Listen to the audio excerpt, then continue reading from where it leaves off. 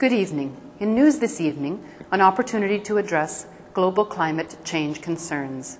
This December of 2009, hundreds of representatives from around the world will convene in Copenhagen, Denmark, to draft an international climate treaty as a follow-up to the Kyoto Protocol. Possibly the most significant environmental negotiations ever, scientists and delegates will discuss the need for immediate engagement and cooperation in these very ambitious plans. Now's our chance to share our voice, to make a difference. Let's tell the leaders what we think. When you, the leaders, convene in Copenhagen this December, you should be thinking GREEN, an acronym encompassing 4 key aspects that must be addressed at COP15. The GR stands for Getting Real. When you drafted the Kyoto Protocol, you created an accord that caused fairness disputes between countries, was unenforceable, and was complex. The end result was minimal progress and wasted years. With Kyoto set to expire in 2012, the planet cannot afford another ineffective treaty, so we need real leadership from you.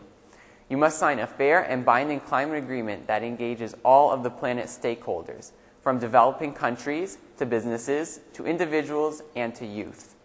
Making the right decisions now will spur new industries, create new jobs, and secure a new future. Understand that if you leave the world without a climate agreement after Copenhagen, history will remember that it was you who failed to secure our future. But with vision, cooperation, and leadership, you can sign a real climate deal and set the planet on a course to recovery. Copenhagen is your chance. The first E in GREEN stands for emissions. Kyoto illustrated that quantity emission limits are not practical as the ability of a nation to meet targets changes over time.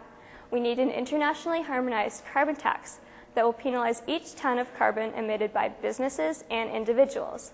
The price of carbon should increase incrementally to ensure progressive reductions. Revenues from this carbon tax will be collected domestically and then will return a prescribed percentage of the revenues by lowering other taxes. An international organization will also collect a portion of the carbon tax revenues from developed countries to fund green infrastructure in developing countries and renewable resources such as solar, wind, and geothermal energy. The carbon tax will be binding and universally applicable. Above all, the carbon tax will compel businesses and individuals to reduce emissions, and it will fund the global green revolution. Copenhagen is your chance. Emissions, greenhouse gases, parts per million. At every climate summit to date, these have been the primary focus. But our Earth is made up of more than just atmosphere. All nature must exist in harmony for life to thrive. The second E in GREEN is for environment. While we debate yearly targets, our rivers fill with pollutants. Logging levels 1.5 acres of virgin forest every second. Our oceans choke with literally tons of garbage, sewage, oil, and chemical runoff. Over 360 dangerous chemicals have been detected in the Great Lakes alone. And every day, well over 100 unique species disappear from planet Earth. Entire ecosystems, medicinal herbs, the very lungs of our planet, all are at risk.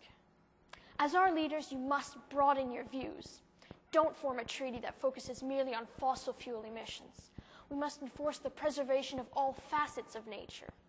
If we have the means to cut back on greenhouse gases, we have the means to conserve our ecosystems. Copenhagen is your chance. The N in GREEN stands for now and the future. Currently, climate change is having a profound effect on youth. Scientists predict that 6 million children in Bangladesh will be forced to evacuate because much of their homeland will be submerged within the next century. Look at this family from Bangladesh. What can be said to this mother whose children's lives are in jeopardy? What about this boy rubbing his eyes at his dust-filled home that once was a pasture? Droughts due to climate change have altered the lives of an entire generation. As the inheritors of our planet, we deserve a voice in our future. We need to be heard.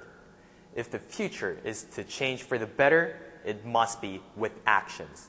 Copenhagen is our chance.